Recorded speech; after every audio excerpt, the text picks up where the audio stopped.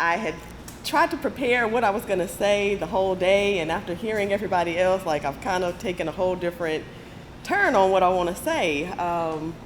Because yes, it's very inspiring to hear other people's stories and to hear what's going on in my community. But what I will do is still tell you just a little bit about myself. I grew up right down the road in Martinsville, Virginia. I grew up on like half a farm, half city. I grew up barefoot, running around in the grass and gravels, climbing trees, playing with pigs, chickens, just like all the things outdoors, and absolutely loved every minute of it. I feel my daughter's, well, one of my daughters is here right now, and I feel like she's so deprived as a child because she didn't get to do all those things outdoors like we did. So thank you, James, for opening it up to participation, because I'm going to also ask you all to do something for me. If you could raise your hand if you loved playing outside as a child. Okay, that's most people. Okay, you can put your hands down. Now I'm going to ask you to raise your hand if you love playing outside as an adult. Okay, good. Okay, good. Wasn't sure what kind of answers I was gonna get, but what I want to do after I tell a little bit more about myself is I want to challenge you to search yourself, and since most of you still seem to like to play outside as adults, I want you to think about the people in your network, people you work with, people, your family members, just anyone that you come in contact who wouldn't raise their hand as an adult. Because that's kind of what I've had to do. I've taken that love of outdoors as a child, and somewhere along life, raising children, working jobs, I lost all complete sight of that. I remember my sister, she would beg me to go hiking with her, and I was like, no, I'm not doing that. I don't want to go climbing mountains and be out in the woods and bugs and this and this and this, and like, you know, I just was like, I'm not doing any of that. And one day I finally was like, you know what, just give in, go hang out with your sister and go hiking. So we went to, and I'm probably going to pronounce it wrong, but Okeechobee state area down near Raleigh-Durham. And we went hiking, and halfway through I was like, what am I doing? I am literally doing what we did as kids. We are just literally out here walking through the woods. The difference was, of course, as a child, we didn't have paths. We just didn't know where we were going. We just took off in one direction and ended up in another direction and somehow ended up making it back home. But we never called it hiking.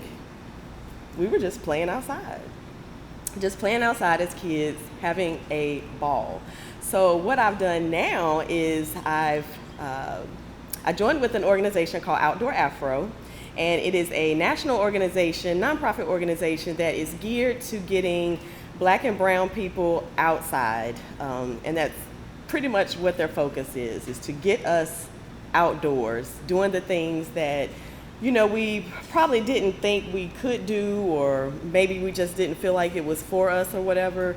So I've taken that love of outdoors and channeled it now as to trying to get the national organization to allow us to have a network here in Greensboro. For a long time, we've had the Raleigh-Durham network and we've had the Charlotte network. And a lot of times with Greensboro being in the middle, we get forgotten because they think, well, you got Charlotte or you got Raleigh. So I championed the cause to get them to start a Greensboro network, and they did. And we held our first event in May.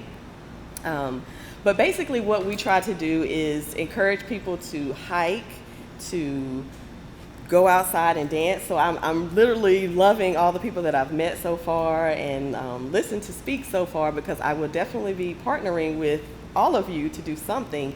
My goal for Outdoor Afro Greensboro is to not only get us outdoors hiking, as you can see my shirt, Take Me to the Trees. That is literally what I love to do. I love to go hiking. It is my thing now. Every weekend I'm trying to find somewhere to go camping so that I can just literally go hiking. That's what I want to do, because it does connect you back, or for me anyways, it connects me to God.